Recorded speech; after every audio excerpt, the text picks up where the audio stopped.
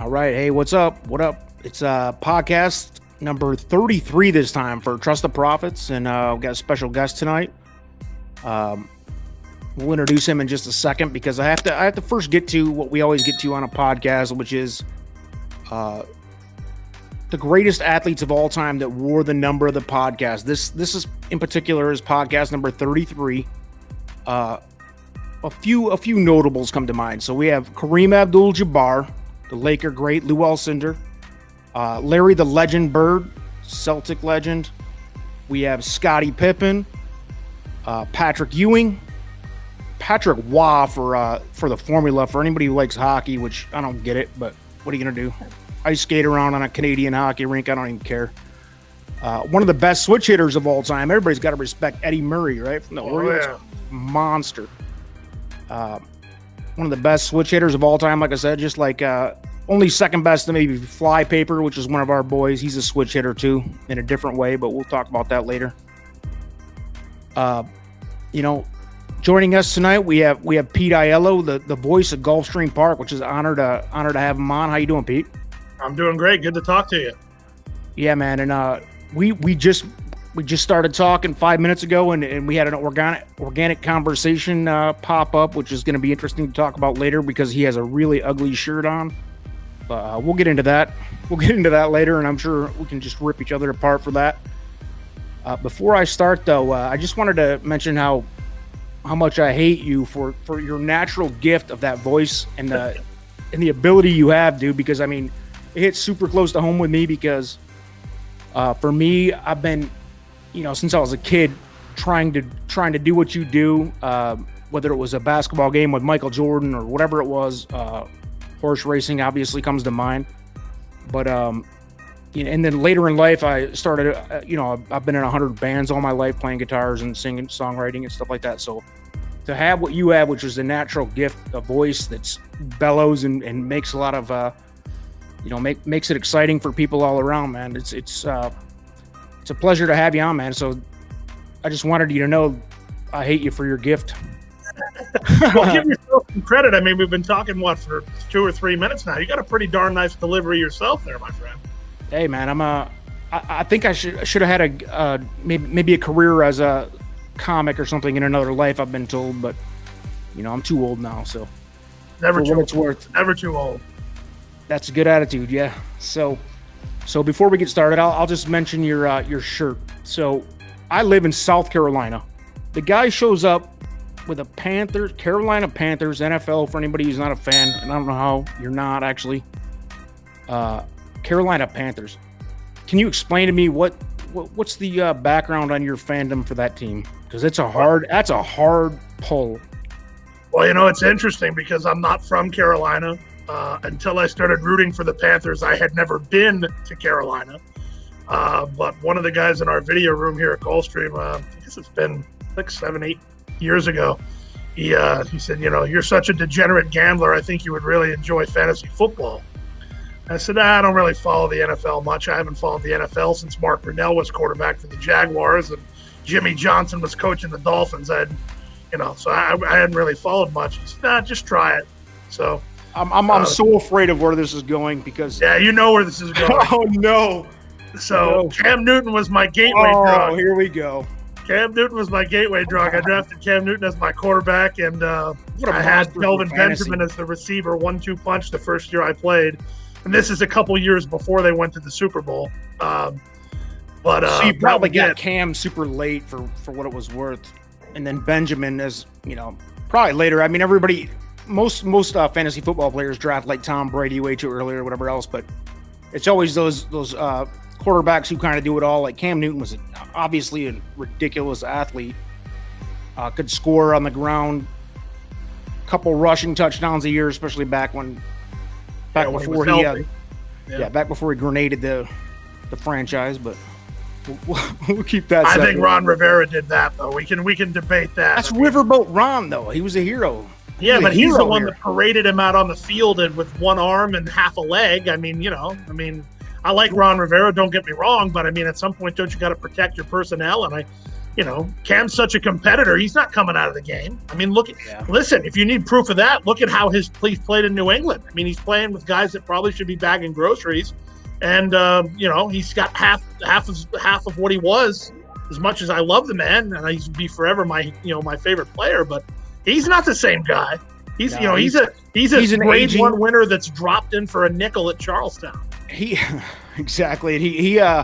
Listen, he's one of those guys, kind of like a Michael Vick, where they depended on their body for that the speed and the athleticism, which he was second to none with. I mean, top 5 athlete ever for sure, maybe number 1, but yeah, once he lost that edge, he's not great anymore. He doesn't have that intangible like Tom Brady or somebody like that, which by the way, I hate the Patriots equally as much as Cam Newton. So, well, you haven't. I mean, maybe all your listeners know, but you haven't revealed to me who it is you like. Oh, so it's a tough thing with the NFL. I'm from Michigan, so let's start reducing it down to who it could be, and it is the Lions, which is embarrassing.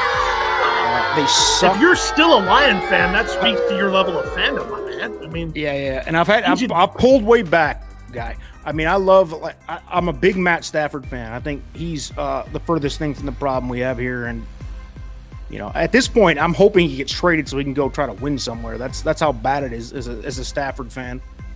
But the Lions, yeah, they broke my heart for the last 40 years. So, Barry Sanders is God, right? Yeah, he's been gone a long time. And we have, I don't know, a lot of people don't realize that one playoff win in 50, probably 60 years by now. One playoff win. Wow. Now, the Carolina Panthers have been around for, 25 years or whatever that franchise is, something like that. 95, I want to say, maybe. Yeah, and they've already been to a couple Super Bowls and, whatever. They haven't won one, but anyway, let's talk about what's going on with you in the horse racing community a little bit.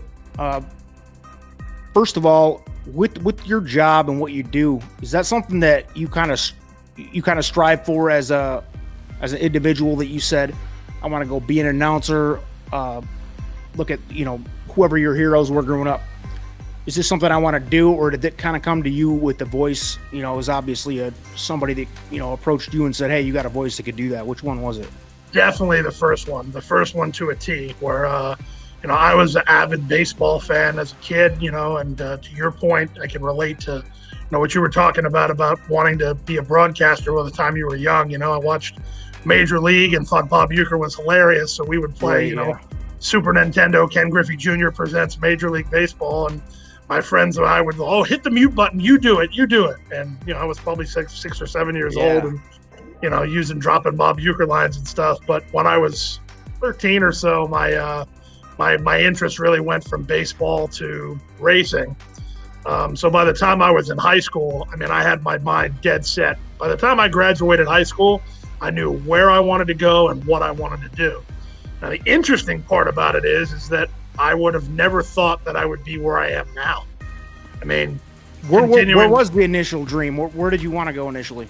Well, I didn't really care. I think that following the baseball analogy, for me, it was, I love the game. I'm not part of the game. I want to be part of the game, and I don't care whether I play my whole career in the minors. If I'm getting paid to play what I love, sign me up for that. There was no real, and it sounds weird to say, and some people try to call BS, but, it's true. If you had ever told me that I'd be working at Gulfstream Park at any point in my career, I would have told you no, because I never really thought it was attainable.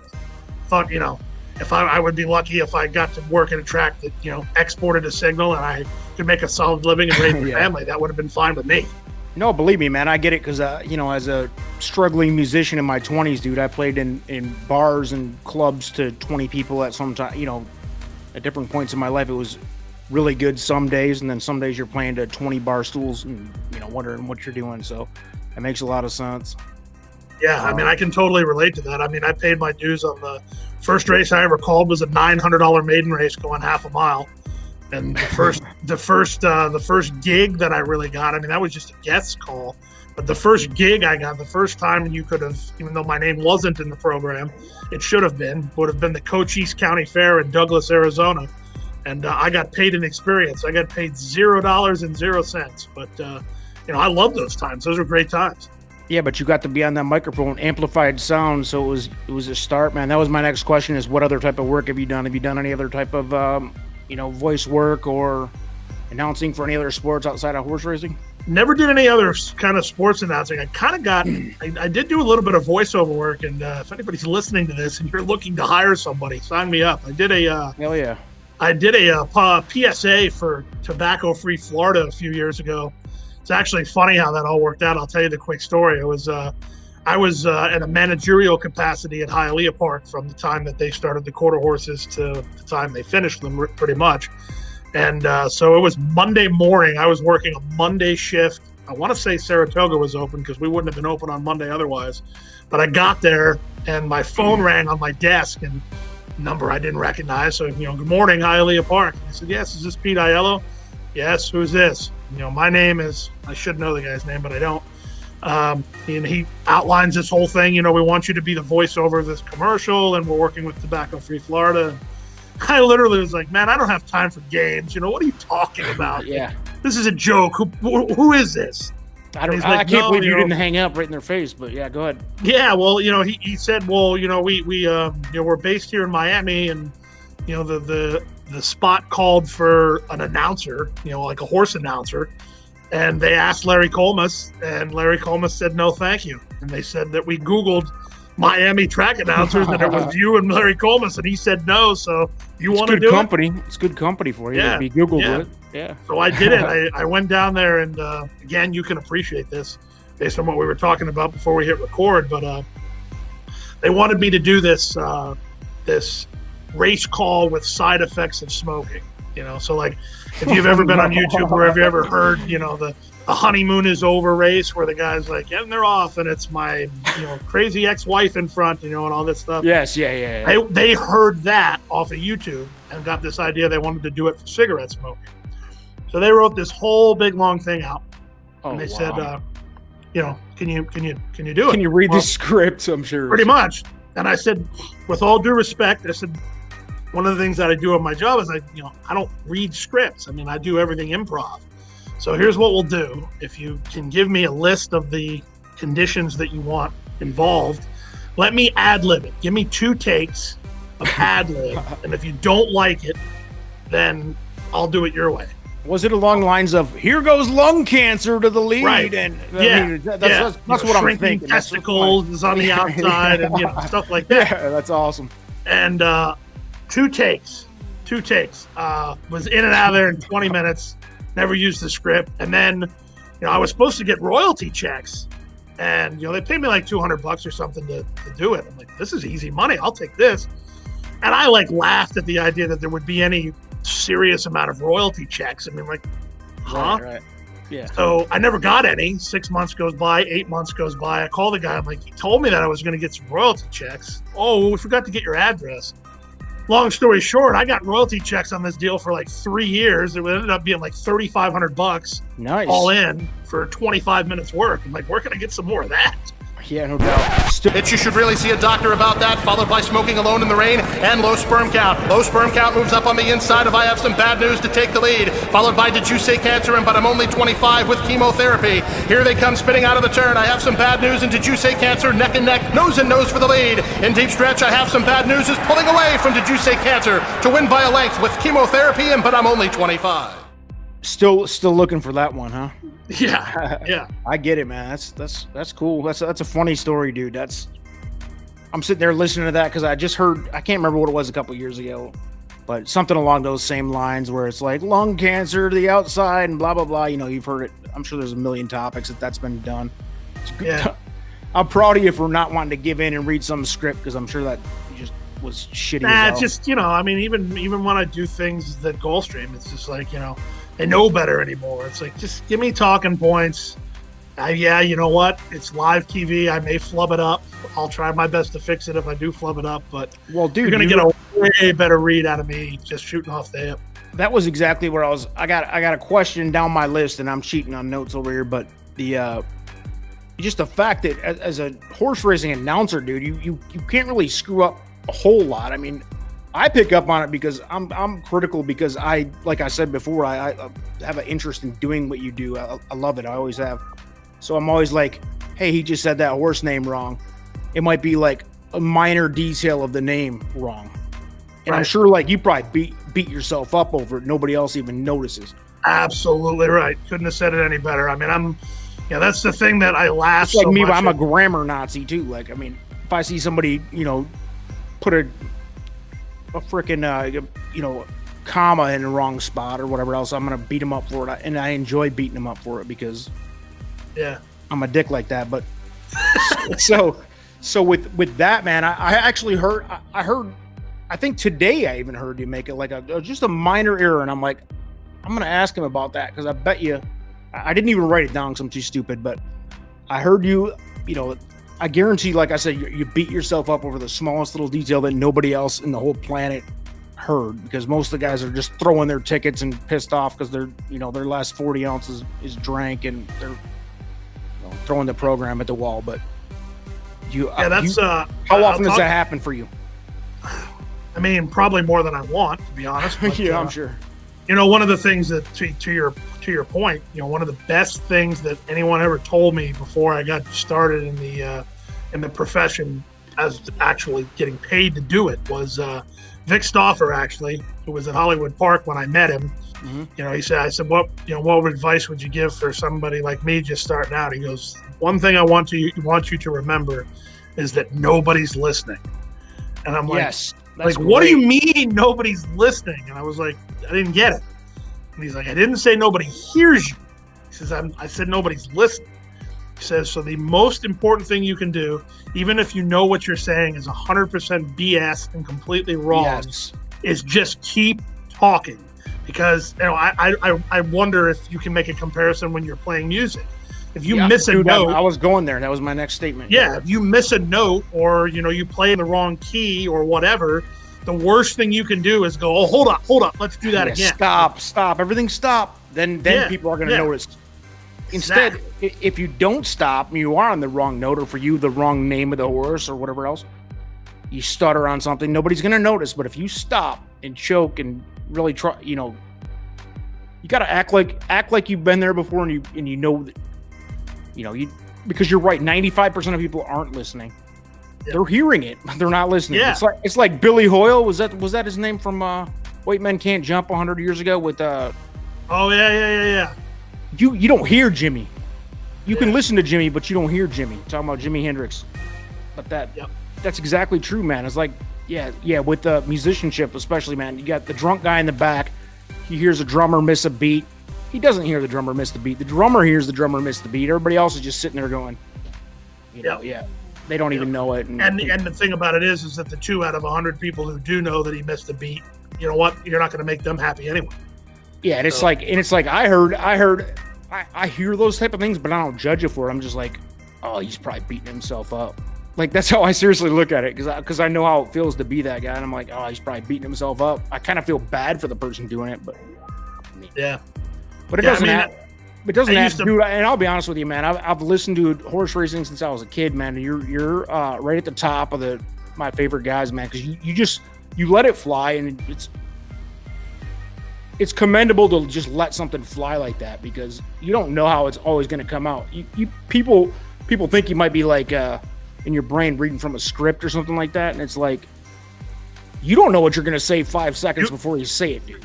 You can't. I wish if there's a way to edit this podcast so only 15 seconds of it is dropped for anybody to hear. That's what I want you to edit to, because that is so true. I mean, and I've told people from fans to friends to supervisors to everybody, when it's real, it's live TV, so to speak, and it's happening in real time.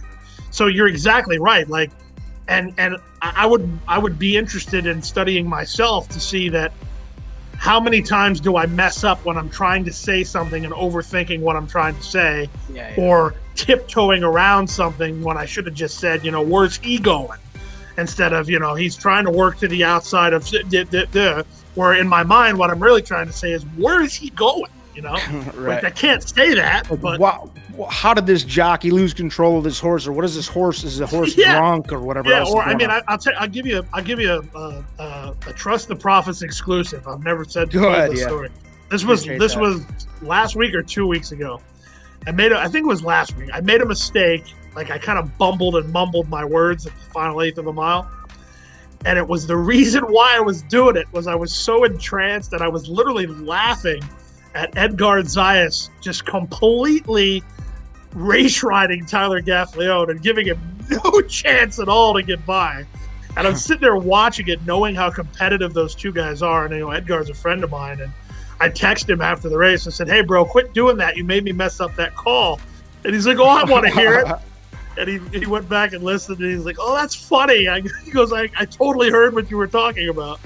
Because I was getting lost in the moment of like, look at this. He's trying to get through inside, and he ain't letting him go.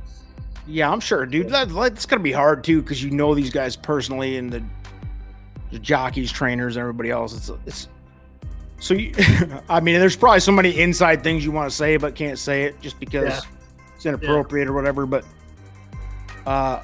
here's one for you.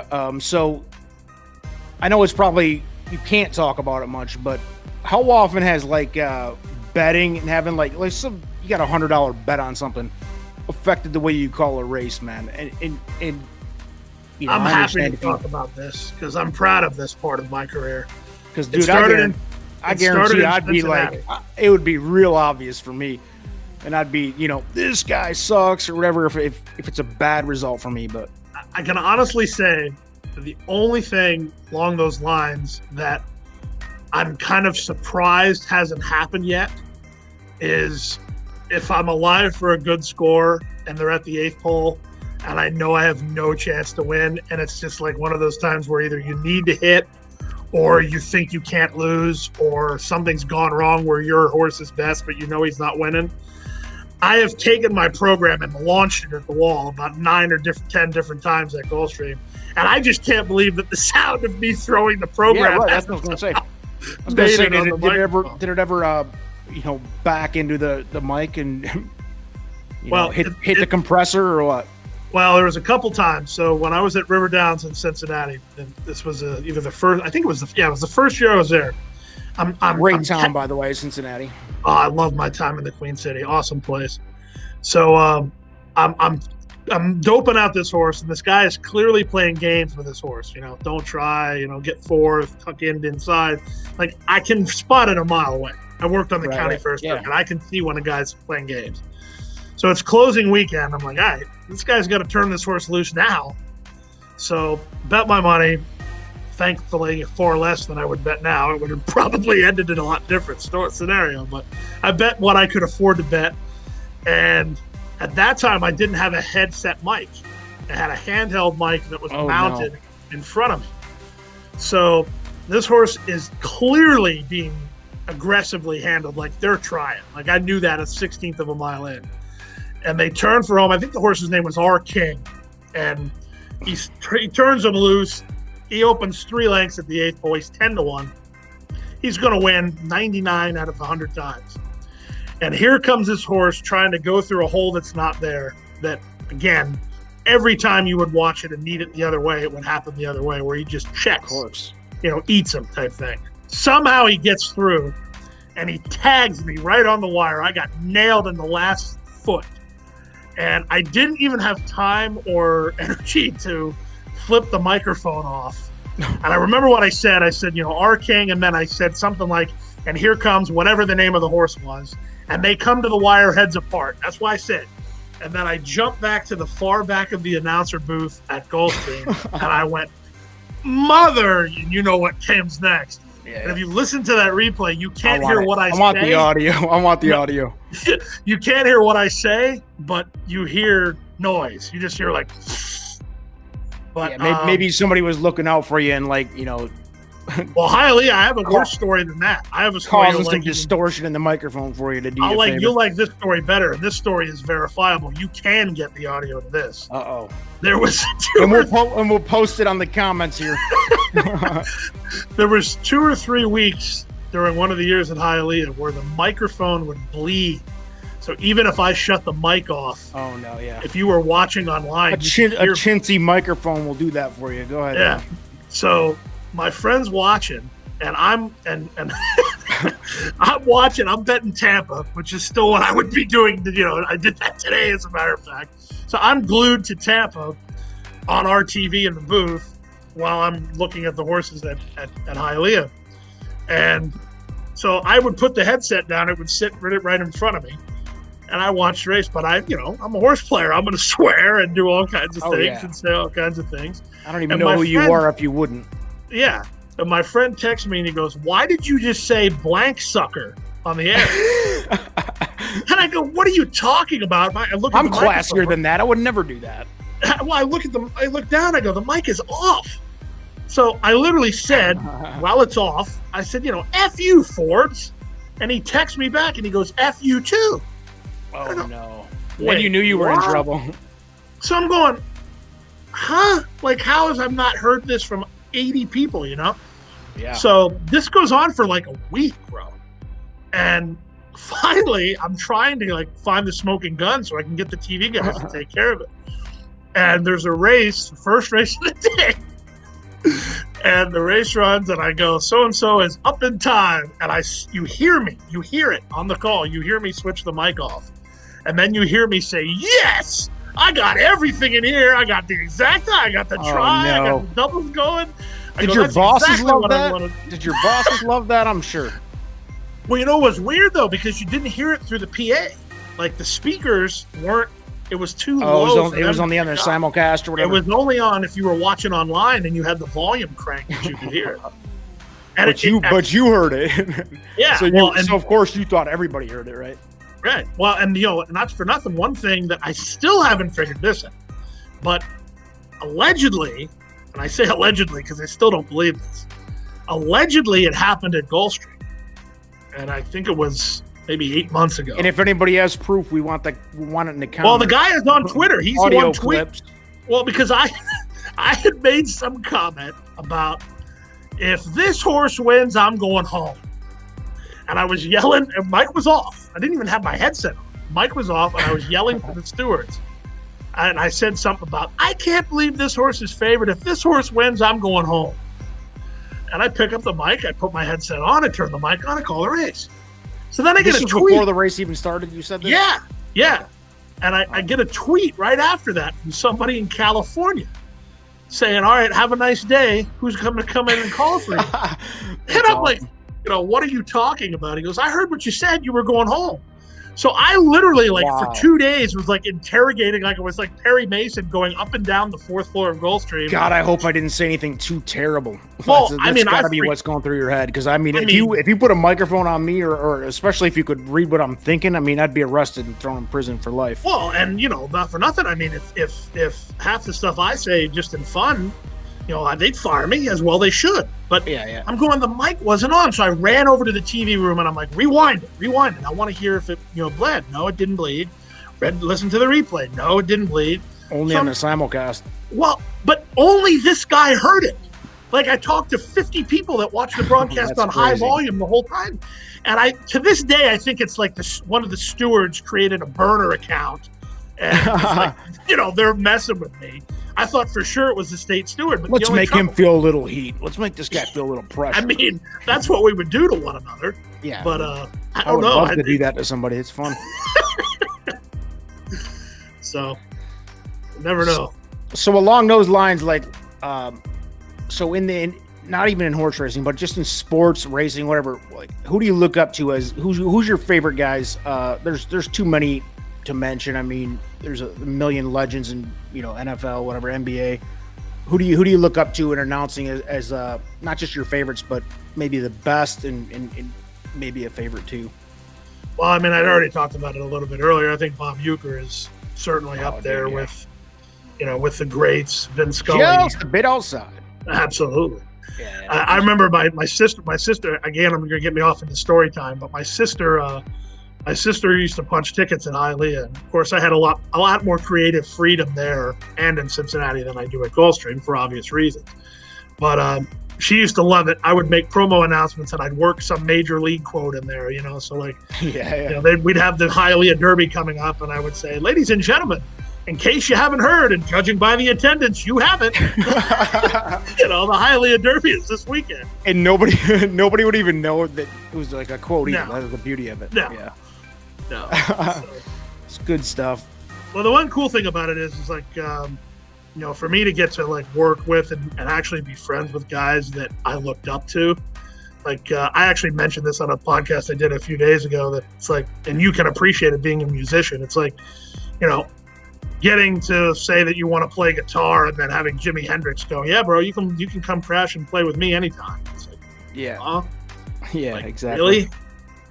So, that part's pretty cool. I'm lucky that I have a lot of friends that do the same job as me, but, some of them are my age and some of them are legends. And, it's cool to get to talk with guys as an equal that I used to look up to as like rock star territory, Yeah. So speaking of professional sports and, the big leagues, you got your guys like Joe Buck, Pat Summerall, whoever the great ones are, John Madden. I don't care. I mean, some of them, it's Joe Buck, for example. I can't imagine. I like the guy. I think he comes off. He's okay as a play-by-play guy, but occasionally you're like, oh, there's the pass by Joe Montana. He completes it to Jerry Rice touchdown. It's like, dude, you just won the freaking Super Bowl. How are you not coming out of your seat as a fan of the game? Like, I'm in my house going more apeshit than Joe Buck is, and he's actually there. So. I just don't understand that as a fan of announcers, and I don't either. That was one of the things that I did when I first, like in my mind, I'm like, I always want to make sure that my energy is the same energy that I would be having if I wasn't having a microphone on. As long as it's not fictional, because I think it's obvious when it's forced too. So I get Absolutely. It. If it's 48-0 blowout, okay. There's a pass from Montana to Dwight Clark in the back of the end zone. Yeah, I mean, and you know what? Nothing. Like, and there are a lot of times, it happened a lot more in Cincinnati than it does at Gulfstream. But even in the summer at Gulfstream, it happens. I mean, that was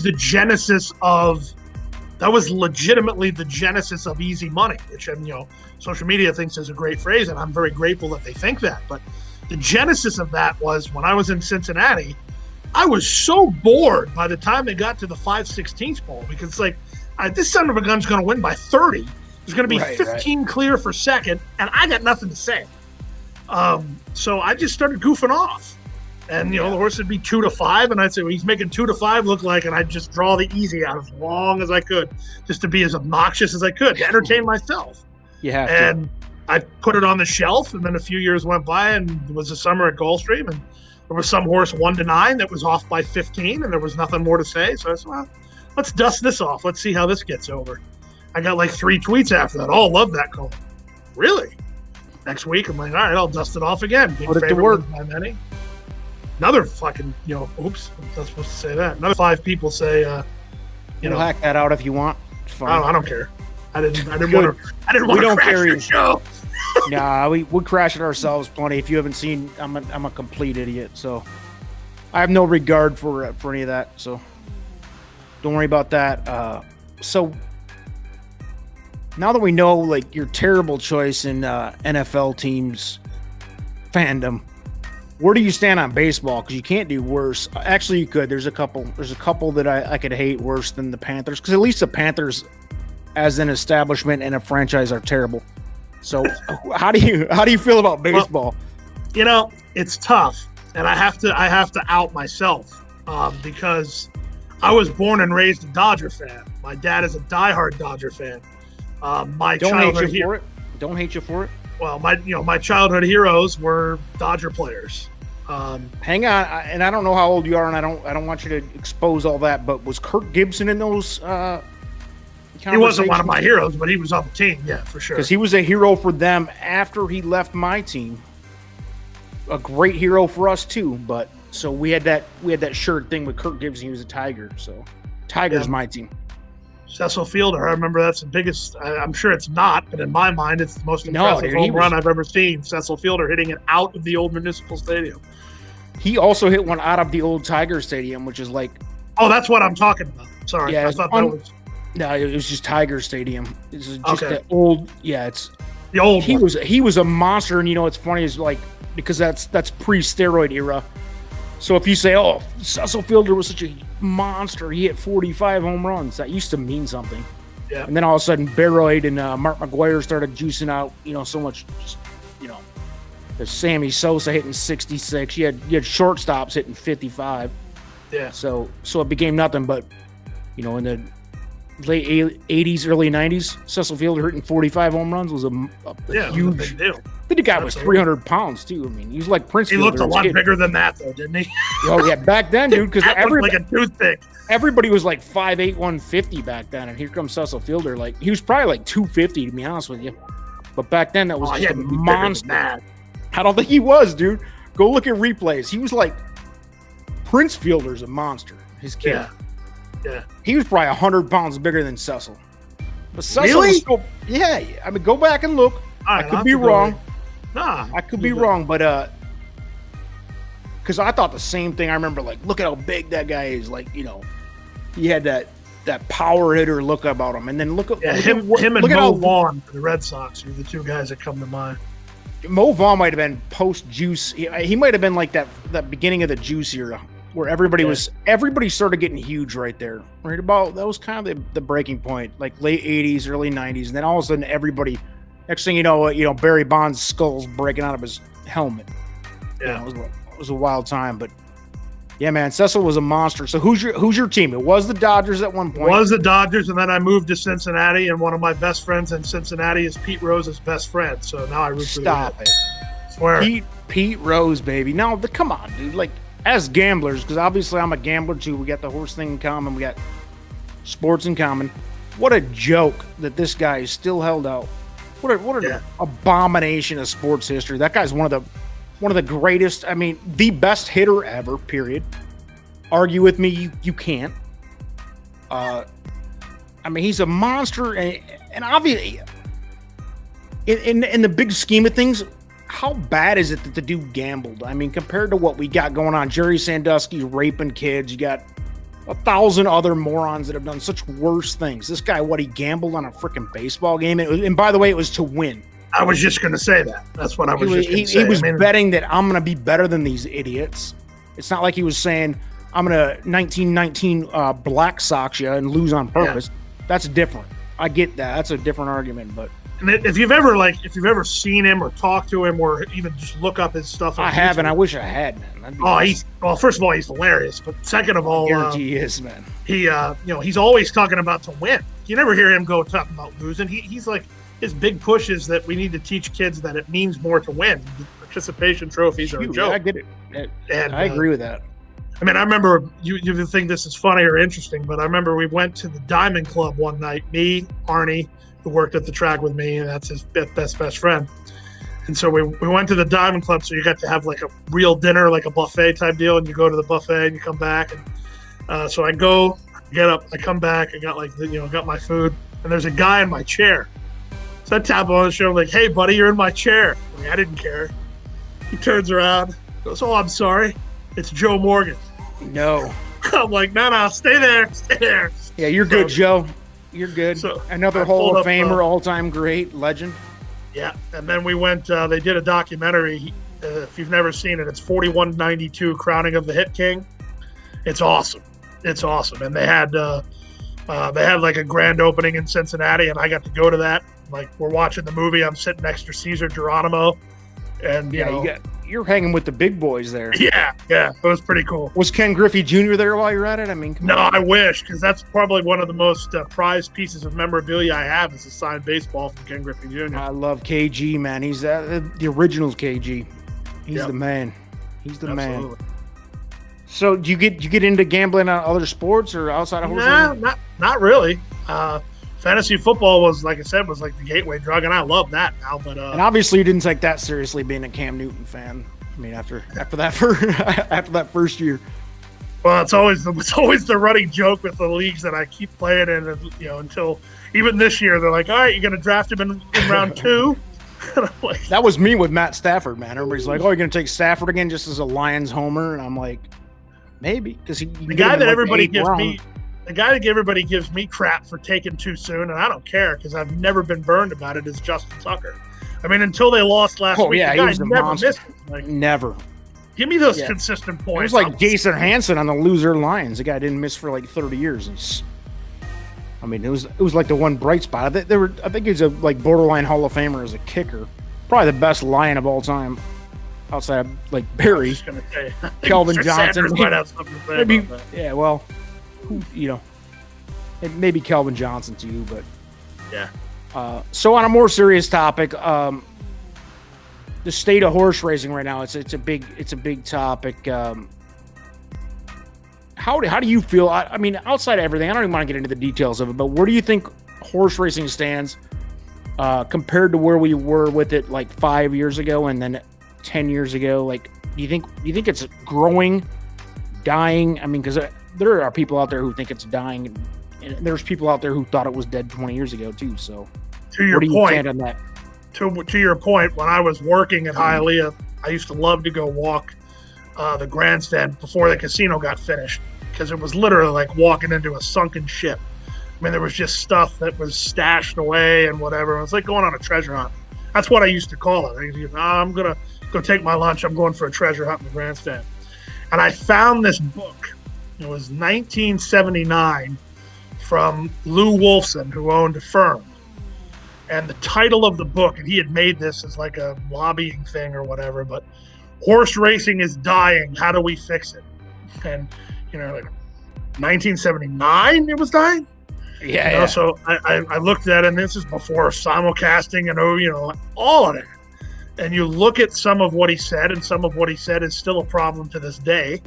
And some of what he said, got fixed, and some of what he said, turned itself on its head. So I think that technology is an interesting thing, because we're a lot closer to the game, whether it's football, baseball, horse racing, whatever.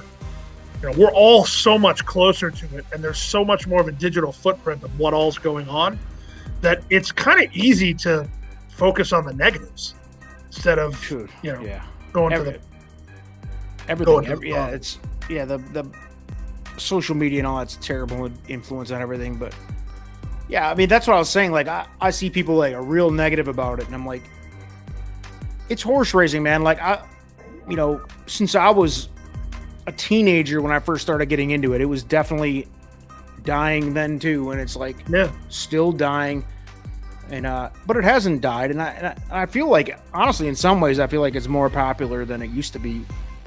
Maybe it's just because I have more friends that care about it, but and I think that my other point works the other way too. Like, think about it. What is the likelihood, and I don't mean this disparagingly, but what is the likelihood that you could send Joe Buck a private message on Twitter and go, "Hey, bro, come on my podcast"? Exactly. He's going to be like, "Yeah, sorry, have a nice day." And that's the thing. So that is the upside of the social media, is that I can instant message you and say, "Hey, man, we're doing this," and you might respond, you might not, you might be too cool for school, you might be down for whatever, but that is the one upside to it, and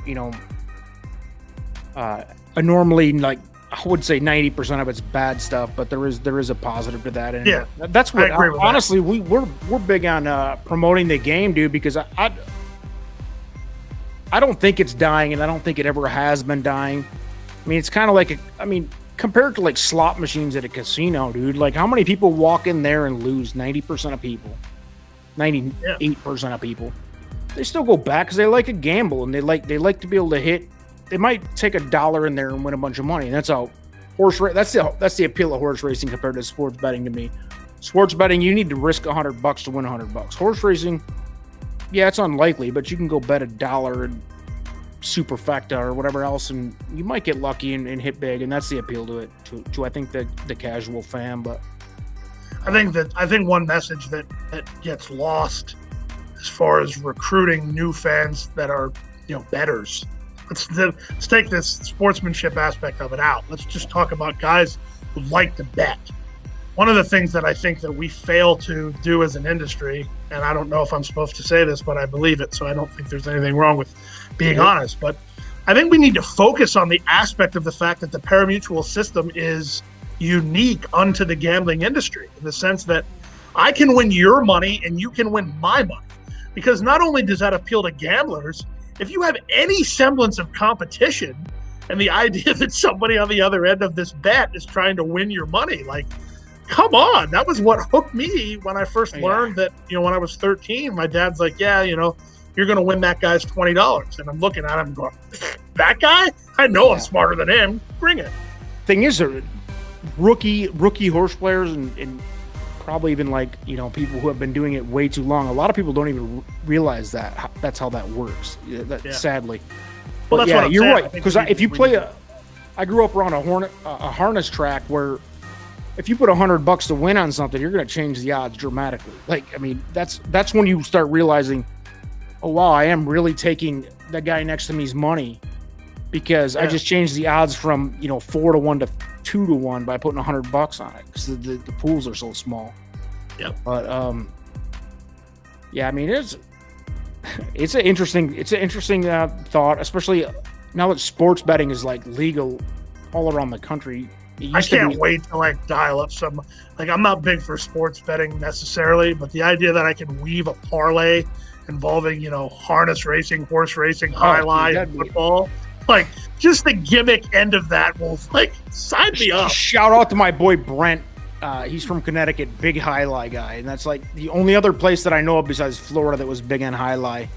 Connecticut, yeah. And he always talks about it. It's hilarious. But I bet on highlight once in Vegas, and I was like, wow, this is incredible because, like, how fixed can it be? Everybody thinks horse racing is fixed.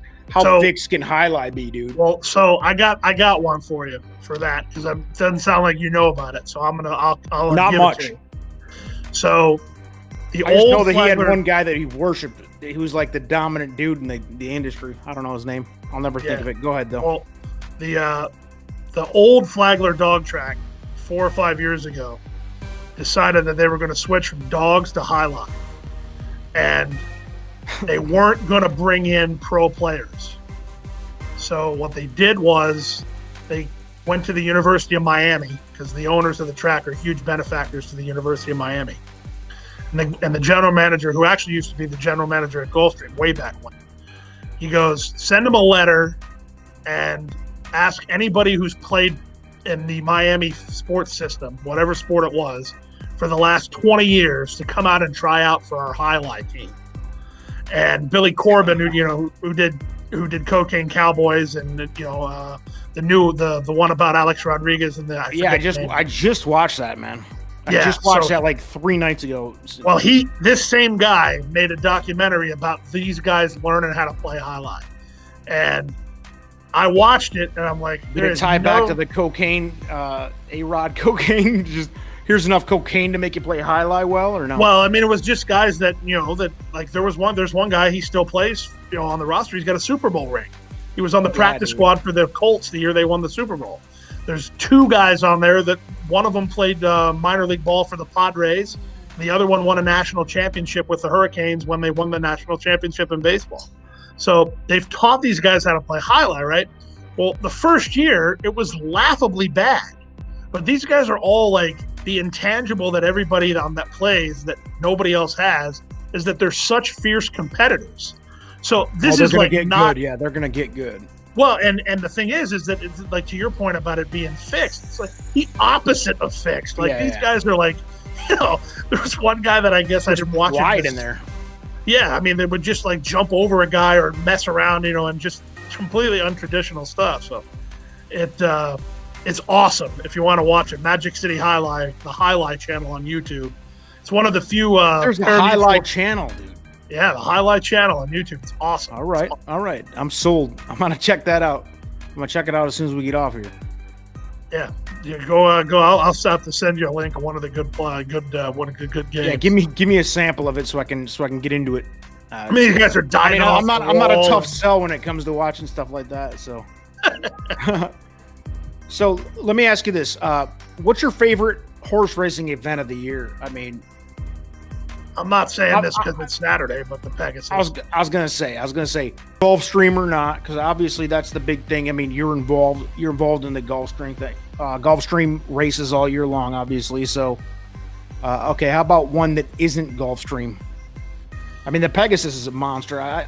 Especially, dude, this year's lineup is going to be awesome. We'll hit that in a minute, but that's an impressive field they've got there. It used to be the Claiming Crown. Like before I started working in the industry, when the Claiming Crown was still at Canterbury, I used to love that, but that doesn't count anymore because that's a Gulfstream event. So you're gonna snob out, and not even go anywhere near like the big event, like Breeders' Cup? No, not at all. No, good. That's why I'm asking, because no thanks. Too commercial for the guy. Yep. And I've always been that way though. Like I always like somebody say, who do you like in the Derby? I remember in college, they're like, who do you like in the Derby on Saturday? I'm like, a Mega Dash, and they're like, what are you talking about? I go, you're not asking about the Santa Cruz Derby at the Sonoma County Fair? Yeah.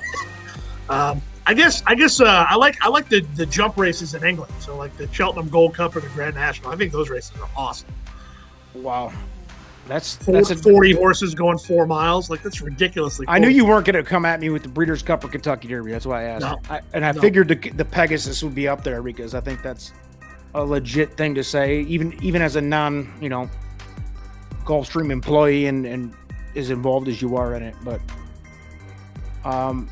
let's see what else. By the way, on the Pegasus, and from here forward, what is the policy on the crowd stuff going? Because I know that's an ever-changing. Yeah. What's going on with this weekend? Well, we're going to have people this weekend. There's 2,500 seats that are sold. They're already all sold out. So, what's the normal capacity? Good question. I don't know that anybody really truly knows the answer to that question. In my mind, what's the expected capacity, I guess, compared to? I think they're operating at a 25% capacity is what they're planning. Yeah. I'm not so sure that you could comfortably fit that many if I don't know. But they can comfortably fit 2,500, which is why they're going to do it. And then they're going to try to see how that goes. And then as stuff goes on, try to open it more up for the public. So the intention is to get people back in the building. Yeah, they have to. And that, just like everything else, it sucks to even be talking about it. But I mean, it does seem like we're slowly coming back, especially with the the vaccine. Hopefully, starts affecting it positively faster. But yeah, man, I miss just being all this stuff. I mean, I'm not just horse racing, obviously, but all events. I mean, I'm a sports fan through and through everywhere, and just even being like, anywhere you go, it's affected. It's obviously jobs and everything else too. It's like it's depressing. It's a depressing time to live right now. But I think we finally turned the corner, and I'm an optimist on it. And I know a lot of people are just trying to be super negative, especially with the political stuff. And like you said with the social media earlier, like I'm just done with that, dude. Like turn that shit off, man. Like, yeah, I'm with you. Worry about what you're passionate about. How about your family or something you enjoy instead of or even more basic, worry about what you can control. Don't waste negative energy on what you have no control over. Yep. It's terrible, man, and that's the detriment of social media versus the positive of a couple things we talked about earlier. But lastly, man, to close it out, because we're going up on an hour, and we'll sit here. I could talk to you for 4 hours if you want. Me too. I mean, we can stay here till 2 a.m. and drink beers or whatever else, but. I might have to sign divorce papers, but we can go with that. Yeah, same. So the Pegasus obviously coming up on Saturday. We got a big weekend coming up. Smarty Jones on Friday too. That's a good one for the Derby. I called one of those. Did you? Yeah, I worked 1 year at Oaklawn before I got hired full time at Gulfstream. So here we go though. We got the Pegasus World Cup coming up on Saturday. Obviously, there's a big undercard, but let's just talk about the big race on that one, because otherwise, like I said, we'd be here till 2 a.m. Who do you like in that race? Give me like a top 4. First of all, who's the favorite, or who's your favorite? Not the favorite. We all know who the morning line favorite is. Yeah, I'm not in the mix. I was talking. It's so hard on social media where you can't really deliver your tone, but. Somebody was saying about how it's a great opportunity to beat Nick's Go, and I was just playing devil's advocate. I actually agree with the person that I don't know about him going a mile and an eighth. The trouble is that I don't really have a good feeling for who's going to trip out behind him. I mean, I know that if you put a gun to my head and said, all right, you got to bet $5 on a horse in the Pegasus, it would be Code of Honor for me. I think Tax is going to bounce. I'm Code of Honor. sorry. I just feel like he is. And I don't think that. No, go ahead. No, I think there was a little lag there. Code of Honor is going off at 9-2 morning line. What's that? The second choice? Yep. Yeah. So I mean, my boy TG on the mount. That's your pick, Code of Honor. Who else? I mean, obviously, Nick's Go's the morning line favorite, and probably will go off as the favorite. Yeah. So who else do you think is a threat to win it? Well, I don't know if I'm talking with my heart or my head here, but I'd love to see Sleepy Eyes Todd get part of it. I was talking to somebody. If Sleepy Eyes Todd, you can think about this when you're watching the race Saturday. If Sleepy Eyes Todd is in front with any amount of distance between him and who's second with an eighth of a mile to go, pray for me. Because to our point about not having anything scripted but being passionate about what you're watching, I mean, there's I don't know. I honestly don't have enough faith in myself to spit out what I want to spit out without messing it up. But what a story he is, from Fonner Park to Charlestown. I actually remember that. That's true, dude. That is a really cool story. Like the Fonner Park. That's kind of been an inside joke for us too, because we're handicappers, and last year when it was like Fonner Park or Will Rogers were the only things going, it was like, it just became kind of a joke to us that Fonner Park was our home track and blah blah blah. But yeah, man, that's a really cool story. Me personally, man, I think Nick's Go. I was kind of disappointed. Well, 5-2 is the morning line. Do you think he'll go off that way? I think he'll take more money than that, to be honest with you. By the way, full disclosure, I make the morning line. Oh, hell no. So why don't you make that morning line at about 5-1 for him? Because I'm betting Nick's Go. I mean, I'm a Brad Cox Juice Factory fan right now. I mean, dude is bouncing like a Barry Bonds in '93. And look, I know you can't say it, but I can.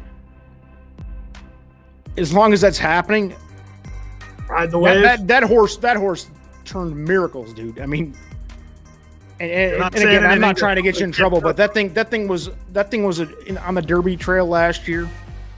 I remember he was. I do a top 25 list, and he was hovering around 15 to 20, and then all of a sudden he just wasn't doing so well, and then all of a sudden he was like, "Whoa, look at this!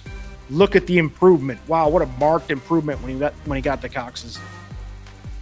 Yep, I mean, proof's in the pudding. You can look at the PPs and see how he's gone from before Brad to after Brad. So. I can't think of a better example of just a Barry Bonds episode, but that is what it is. I actually have Sleepy Eyes Todd as my second choice too, and I have Jesus team as my third choice. I'd root for. That's another horse that I would root hard for. His trainer's such a good guy. Yeah, I'm sure. I don't have the personal connections you do, man, but I know Jesus team, like, he's gotten third twice to finish a trifecta at like 50-1. Yeah. And it was like, I knew it. We knew it. We saw it in the numbers. We're analytical dorks. We saw it, and it's like, he's going to get third. And it's just so hard when the whole public, the public's making it 50-1. You're like, God, I'm an idiot for do this. Yeah. But then he just burned you twice. He burned us once. He didn't burn us the second time, but I believe he's not going to go off 50-1 here. But I think that's a stacked field. Also, a shout out, Mr. Freeze. It'll be a good number. The reason he's 15-1 morning. The reason I bring him up though is because on a previous podcast, one of our idiot friends, Flypaper, he's been on a few podcasts. He always manages to work a serial killer into every podcast.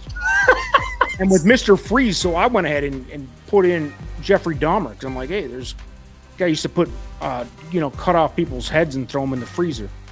And this was when Mr. Freeze was kind of a nobody still, right? Like a year and a half ago or whatever it was. And now to see him like this far along, it's like Mr. Freeze is the Dahmer horse. Like that's the reference now. So I threw him. I'm gonna throw him as my fourth pick just because of the Dahmer reference. So I'll be rooting for you then. That's one race I'm definitely not playing. You a big Dahmer fan or no? I don't know that I could say I'm a fan of anybody in that ilk, but yeah. What was the guy who used to was a clown in the daytime? John Wayne Gacy. Yeah, that's him. Yeah. Come on, I'm a serial killer fanatic. Unfortunately, I mean, come on, bring me some more trivia on that. I'll answer all of them. But that's awesome. Well, I think with that, man, I think that's all I've got. I think we've covered a lot of things, man. Any shout outs or plugs you want to send out for this weekend? Obviously, Pegasus World Cup. You just spent 59 minutes asking me questions. I got one question, more than one, but I'll keep it to one. Bring it. Tell me about you. How do you go from being in music to getting involved in horse racing, living in a state where there is no horse racing? Well, I grew up in Michigan, and there was harness racing, and they had a couple failed attempts at thoroughbred racing. Pinnacle, and GLD. And I'll be honest, that was such a bad move what they did there, because I'll tell you why. And it was, the timing was bad too. The Big Three was kind of struggling, through that era, the dark time for Detroit in general, which is, struggled ever since. But I went to Pinnacle with a few friends, and we go down there, and we're in our early 20s or teens even. I can't even remember, but it was like $9 for a beer, and it was just like, what an insult. We're used to going, because all we had there was harness tracks, and it was like $1 high lifes or whatever, Right. And that's what the boys go down there for. We'd go down there and it'd be a group of guys and just get drunk and drink $1 high lifes all night. You go to Pinnacle, which was that thing didn't even last a year, by the way. It lasted like 8 months, maybe, I think. Yeah. But they were trying to charge like $9 for like a Bud Light. I mean, I'm not talking fancy stuff. I'm talking Bud Light or Miller Lite, $9, and it was like, how many $9 drinks can you afford while you're losing at horse betting as a 20-year-old? I mean, yeah. I mean, they didn't even give it a chance. At least they could have, if they played their cards right, they could have, built the model around, hey, we'll lose some money on the first year and let people drink a $2 Bud Light. I don't know. Right. Yeah, they weren't in it for the long game. Yeah. But no, I've always been a gambling fan. I was a borderline pro poker player for a long time, and okay. I love gambling, and horse racing is, I'm an analytical person professionally. I do supply chain management and stuff like that, but cool. I just love trying to unravel the mystery of figuring out of these 10 horses who's going to win and such. And it's a challenge. It's an impossible puzzle to figure out, but I enjoy it. And then, like you said, with the audio interests of music and everything, so it's just been a natural fit to do this stuff. So sweet. Yeah, we're having fun with it, man. So well, it's been great getting to talk to you for sure. Yeah, you too, man. We'll bring you back on hopefully soon. Again, thanks for everything, man. I can't wait for the Pegasus Cup. Can't wait for see how you hopefully don't screw up the call here, as we talked about. Knock on wood. 4 for 4. I gotta go 5 for 5. It's always no, dude. I love it when people go, "Oh, have fun." I'm sure that's got to be stressful, dude. I mean, it's like, can you imagine being in the Super Bowl and then somebody telling me, "Go have fun"? No, not unless I win. It's not fun. Focus. Game time. And that's your Super Bowl, man. So yeah. But no, man. Good luck to you, dude. I'm genuinely a fan. That's not bullshit. Just from some dude having you on here. I am. I was. There's 3 or 4 guys around the country that I actually listen to and enjoy, and I could tell you were a genuine dude just from the way you approach the races. So I'm glad to have you on, man, and it's been fun. We've been over an hour now. I don't want you in divorce court, so I'll let you go. All right. Well, listen. Do me a favor though. The next time you hear me mess up, send me a message on Twitter. So I'm going to. Yeah, I guarantee it. You won't get out of that. All right. Cool, man. Sounds good. All right, man. Thanks again, dude. No problem.